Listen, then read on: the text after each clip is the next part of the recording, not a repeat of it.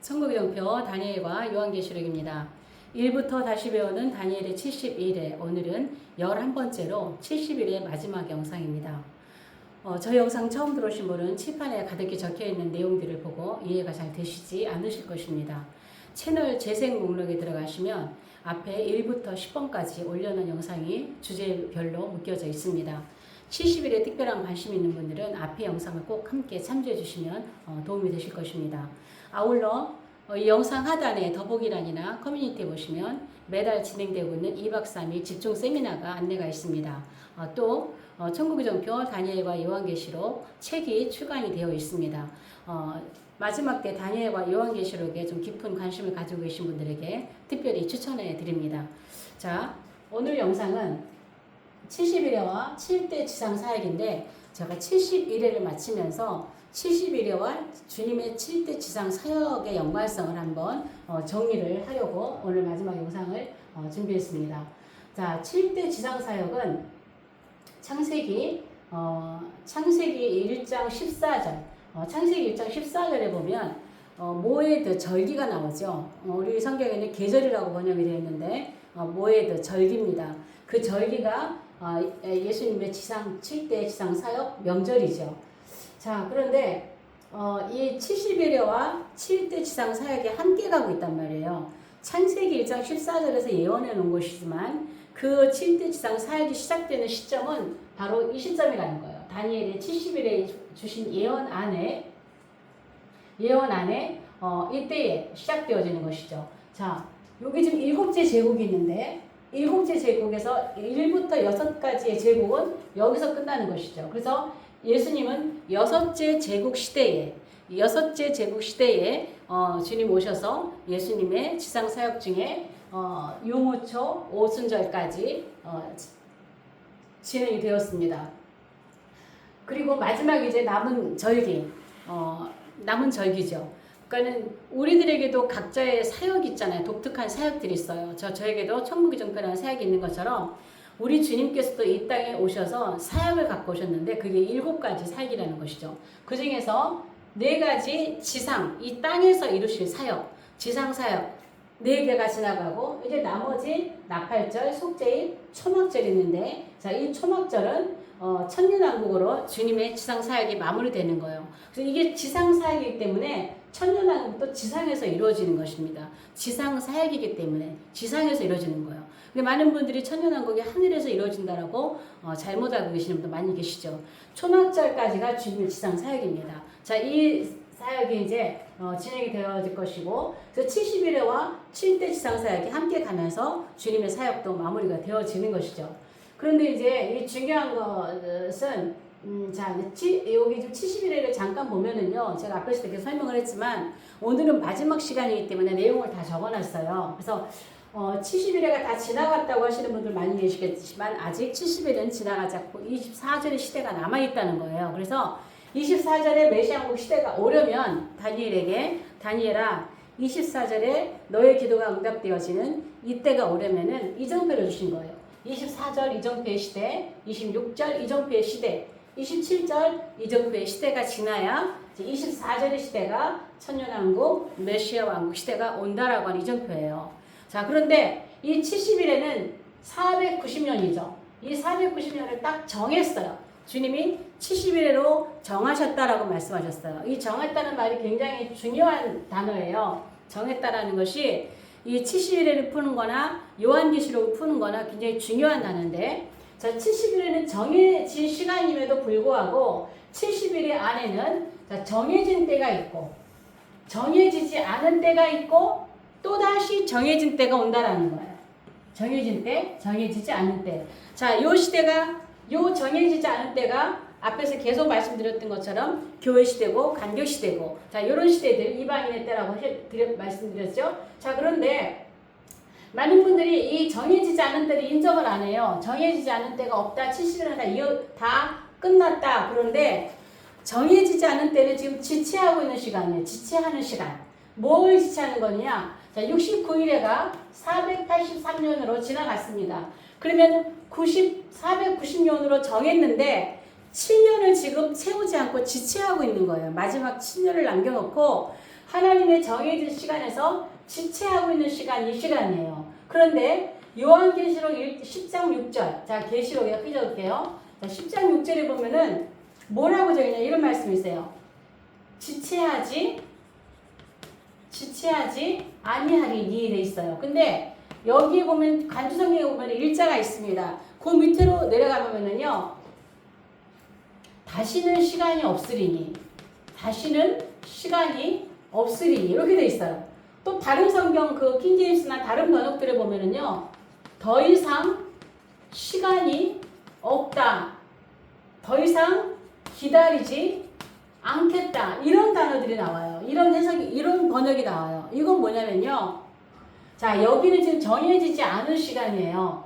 70일의 정해지지 않은 시간하고 지금 지체하고 있는 시간인데, 마지막 7년을 놔두고 지금 지체하고 있는 시간인데, 더 이상 지체하지 않겠다라는 것은 여기 계시록 10장이죠. 제가 늘 강조하는 거예요.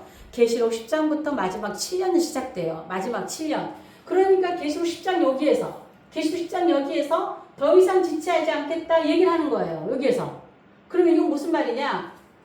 더 이상 지금 정해지지 않은 때가 지체하는 시간이 있는데 요 시간이 딱 지나면 하나님이 정한 시간 7년 요 시간이 딱 끝나면 이제 더 이상 시간이 없다라는 거예요. 더 이상 시간이 없다. 이런 말도 되고 더 이상 시간이 없다. 이거는 지금 우리가 살고 있는 아담의 나라 메시아 왕국 오기 전에 지금 이 세상에 온 인류의 시간이 끝나는 시간이에요. 소위 말로 인류 종말이에요. 종말. 그냥 세상 종말이에요. 더 이상 시간이 없다. 이제는 하나님이 정하신 7년밖에 없어요. 그러니까는 지체하고 있는 이 시간을 더 이상 지체하지 않겠다. 이게 얼마나 중요한 말씀인데 계시록 10장의 이 말씀을 그냥 지나친 사람들이 얼마나 많이 했나요? 더 이상 지체하지 않겠다예요. 그래서 이 시간은 정해지지 않은 때와 정해진 때 다시 마지막 7년 이거는 마지막 7년은 이거 마지막 7년이잖아요. 이게는 정해질 때가 지나고 나면 예수님께서 이 땅에 지상에 재림하시고 뜻이 땅에서 이루어지는 천년왕국 메시아 왕국 땅의 천국이 이루어진다라고 하는 것입니다. 자, 근데 중요한 것은요. 지금 다니엘에서 정해지지 않은 시간과 정해진 시간이 있잖아요. 이 다니엘은 지금 첫 번째 이정표이기 때문에 요한계시록도 다니엘에 기반해서 요한계시록도 예언이 되고 있어요. 그래서 사도 요한께서 예언할 때 요한계시록에도 정해지지 않은 때를 기록한 것이 있고 정해진 때를 기록한 게 있다는 거예요. 이게 중요한 얘기입니다. 요한계시록이 정해지지 않은 시간은 어디냐면 계시록 1장부터 여기까지요. 9장까지. 여기까지가 계시록 1장부터 계시록 9장까지가 정해지지 않은 시간이에요. 정해지지 않은 시간. 그 다음에 정해진 때를 기록하고 있는 게 뭐냐면 여기 계시록 10장부터 어디까지? 주님이 지상 재림하시는 계시록 19장까지. 여기가 정해지지 않은 시간을 기록하고 있어요. 정해지지 않은 시간. 그리고 천년왕국 20장을 지나서 21장, 22장 영원한 천국까지 사도 요한은 기록을 하고 있는 것이죠. 그런데 계시록 10장이 7년이 시작되는 시점이라 그랬어요. 여기가 왜 또 중요하냐? 계시록 10장에서 예수님께서 사도 요한에게 다시 예언해라 그래요. 다시 예언해라. 자, 여기서 지금 다시 예언하는 게 왜냐면 자, 1장부터 9장까지는 다시 예언하라는 말이 없어요. 왜냐면 이건 지금 앞에서 누군가가 한번 예언한 거예요. 그 누군가가 누구냐? 다니엘이에요. 다니엘이 예언했던 게 뭐냐면 10장부터 여기. 다니엘 9장 27절 마지막 7년. 그런데 다니엘에게는 한 절에다가 압축해가지고 요약을 해놨어요. 그래서 너가 이 사도 요한에게는 다시 예언하는데 이제 이것을 자세히 풀어서 예언해야 된다라는 거예요. 사도 요한은 이대로 옮겨놔버리면 복사하는 거잖아. 복사밖에 안 되잖아요. 그래서 이걸 자세하게 풀어야 되기 때문에 10장부터 19장까지 긴 시간을 자세하게 정해진 시간에 대해서 마지막 7년에 대해서 말씀을 하시고 예언하고 계시는 거예요. 그런데 지금 사도 요한이 계시록 1장부터 19장까지는 다시 예언이란 말이 없잖아요. 왜 그럴까요?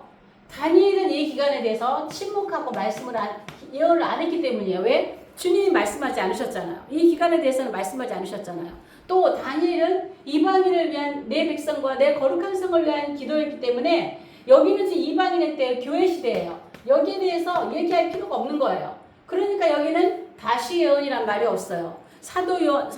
다니엘이 예언했던 계시록 10장부터 예전에 다니엘이 예언했던 이것을 예언하라고 다시 예언하라고 하는 거예요. 그러므로 요한계시록은 반드시 이렇게 다니엘에 기반하여서 예언을 해석을 해야 올바른 해석이 되어질 수 있다는 것입니다.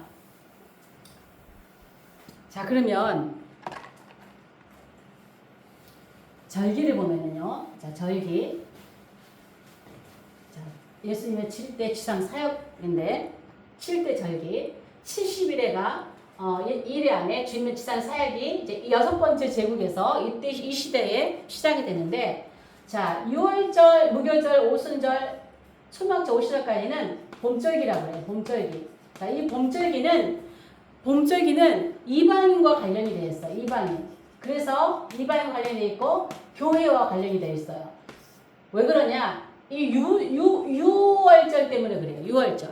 이 6월절. 자, 예수님의 6월절. 제가 지금 사실 여기서부터 적어놨지만 유무초오는 예수님의 십자가사 여기서부터 요 기간에 다 이루어지는 거예요. 요 기간에. 제가 보이기 좋게 이렇게 떨어져 기록했지만 이렇게 되는 거고, 여기도 마찬가지예요. 제가 이쪽으로 좀 기록했지만 주님이 지상 재림하시는 요 시점에서 빠른 시일 안에 며칠 내로 아마도 그 시간에 이루어질 거예요. 초막절은 천년왕국이니까. 자, 그러면 여기에서 6월절이 예수님의 십자가가 사도 요한께서 세상 죄를 지고 가는 하나님의 어린 양이라 그랬어요. 그때에 이스라엘의 죄를 지고 가는 하나님의 어린 양이라고 하지 않았어요.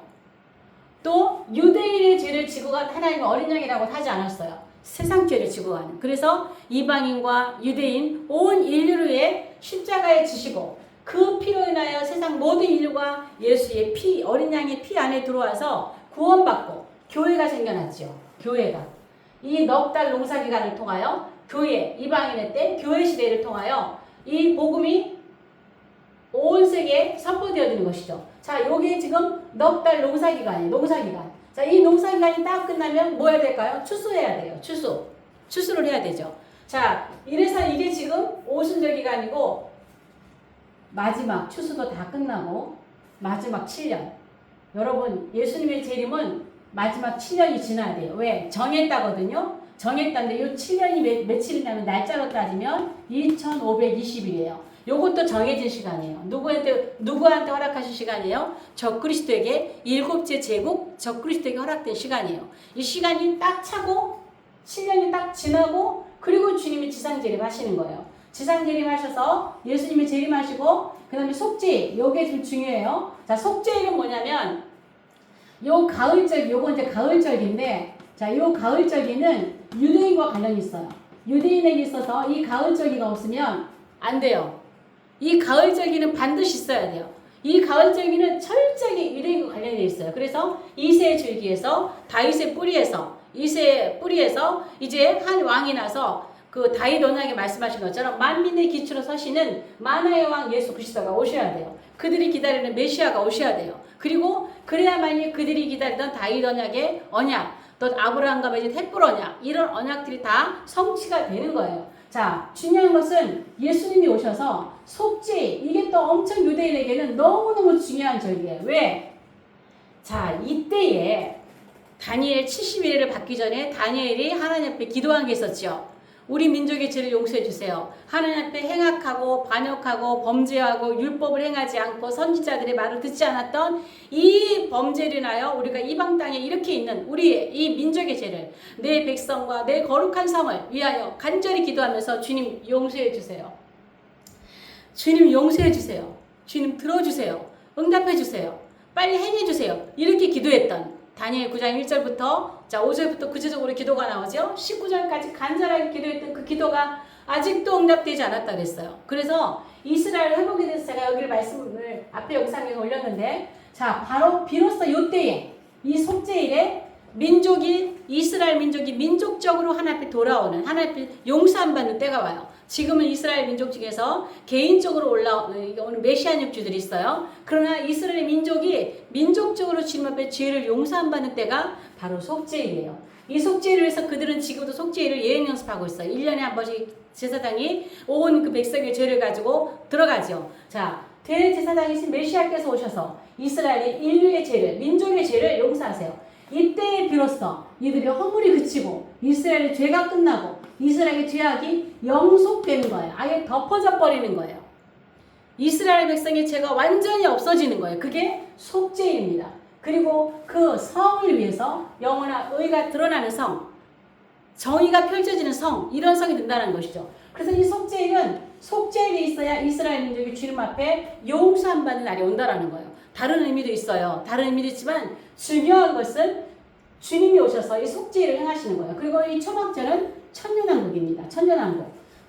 그래서 마지막으로 예수님께서 왕으로서의 사역을 완성하시는 초막절, 천년왕국에서 주님의 지상 사역이 끝나는 거예요. 자, 그런데 여기에서 주님의 재림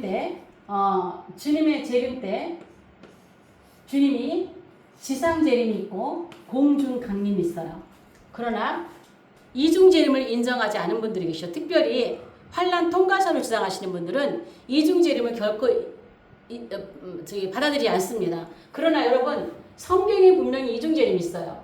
지상 재림은 주님의 지상 사역이지만 공중 강림은 지상 사역이 아니에요. 왜? 공중으로 오시는 거니까.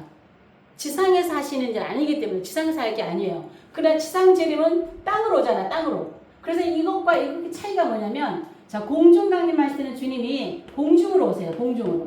그래서 데살로니가 4장에서 공중에 주님이 오시고 천사들은 나팔 불 때 어떤 사람은 그거를 주님의 지상 재림하실 때 광경으로 보시는데, 그건 지상의 공중이 지상에 오실 장면이 아니에요. 제가 여기서 휴거에 대해서는 자세히 얘기 안 할게요. 할 얘기가 너무 많아서 막 엉키니까 간단하게 이 부분만 얘기할게요. 주님이 공중에 오세요. 데살로니가서에도 공중에 오세요. 계시록 14장에도 주님이 공중에 인자와 같은 시각 흰 구름이 올라오세요. 공중으로. 지상 재림할 때는 공중으로 오시는 게 아니라 땅으로 오세요. 지상 사역이니까. 공중으로 오실 때는 주님을 신랑이라고 불러요. 열천년 비유에서 신랑이라고 불러요. 그 다음에 지상에 재림하실 때 우리는 주님을 신랑이라고 하지 않아요. 왕이라고 해요. 왕중왕이에요. 그것도 왕중왕으로 오세요. 그런데 또 공중으로 강림하실 때는 주님께서 머리에 스테파노스를 쓰고 오세요. 계시록 14장에 보면 예수님께서 머리에 금관을 쓰고 오시는데 그게 스테파노스예요. 영광과 승리의 관이에요. 그걸 쓰고 오시는데 주님이 지상의 땅에 왕으로 오실 때 계시록 19장이죠. 계시록 19장. 요때 오실 때는 머리에 많은 관을 쓰고 오시다. 많은 관. 그게 디아데마예요. 디아데마. 왕들이 쓰는 관이에요. 통치자들이 쓰는 관이에요. 그러면 이렇게 공중 강림 때와 지상 재림 때와 이렇게 다른 모습으로 어떻게 설명하실 건가요? 공중 강림이 없다면. 주님이 부르는 장면도 오실 때 주님을 칭하는 호칭도 다르고 공중으로 오시고 땅에 오시고 스테파노스 디아데마 쓰고 오시는데 이 공중 강림을 이해하지 않는다면, 이거 인정하지 않는다면 이 다른 걸 어떻게 설명을 하실 거냐는 거죠. 주님은 반드시 이중 강림입니다. 이중 재림입니다. 공중으로 한번 오시고 지상으로 오세요. 그런데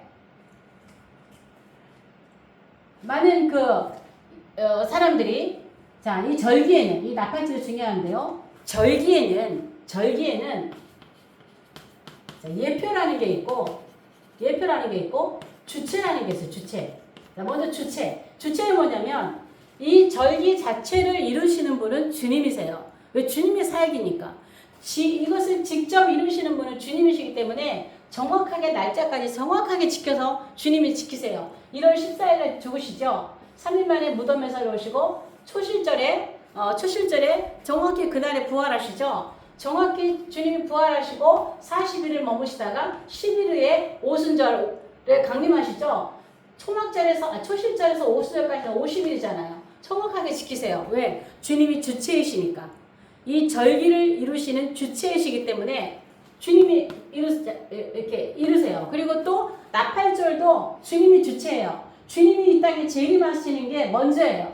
속죄일, 초막절, 이것도 속죄일도 뭐예요? 주님이 주체이시니까 유대인의 죄를 주님이 용서하시는 거예요. 주님이. 여기 여러 다른 가지 의미들도 있어요. 그러나 중요한 것은 주님이 이 이스라엘의 죄를 용서하시는 이 절기의 주체라는 것을 우리가 기억하셔야 돼요. 초막절도 주님이 이 천년왕국의 왕으로 통치하시는 그 초막절을 이루시는 주체가 되는 거예요. 반면에 예표가 있어요. 이 절기의 예표가 있어요. 절기 예표는 휴거의 예표인데, 자, 초막절, 오순절, 나팔절이 휴거예요. 휴거. 자, 첫 번째 휴거, 두 번째 휴거, 세 번째 휴거예요.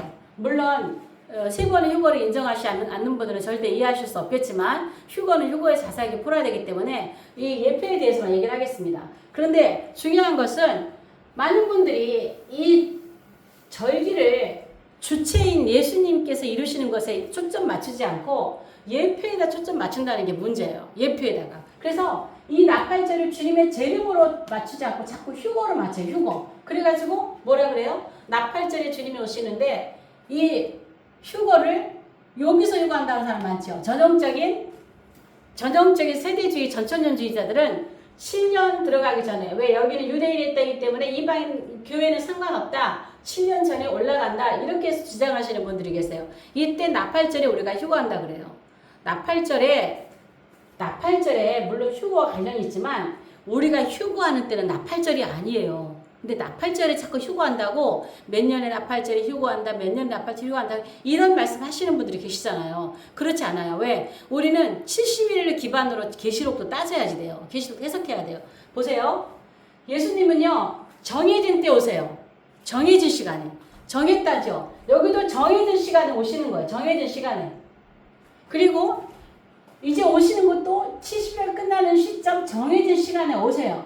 정해진 시간에. 그러면 자, 공중강님, 이 휴거도 정해진 시간에 옵니다. 정해진 휴거가 일어납니다. 왜? 이거는 휴거에 대해서는요, 단위에 대해서도 후 3년 반에 휴거에 대해서 말씀이 나오기도 해요. 자, 그런데 이때 왜 휴거가 아니냐? 물론 나팔절이하고 상관없지만, 나팔절은 지상 재림의 나팔절이고, 물론 휴거의 예표는 되지만, 상식적으로 보세요. 자, 7년 안에 정해지지 않을 때, 제가 자꾸 진하게 써놨어요. 이 정해지지 않은 때는요, 지금 농사기간이에요. 농사기간.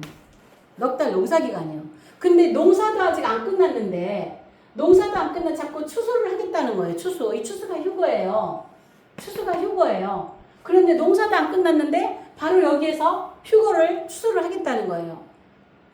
절대 우리에게 주시는 이 휴거가 얼마나 중요한 때인데 정해지지 않은 시간에 아무 때나 휴거하지 않는다는 거예요.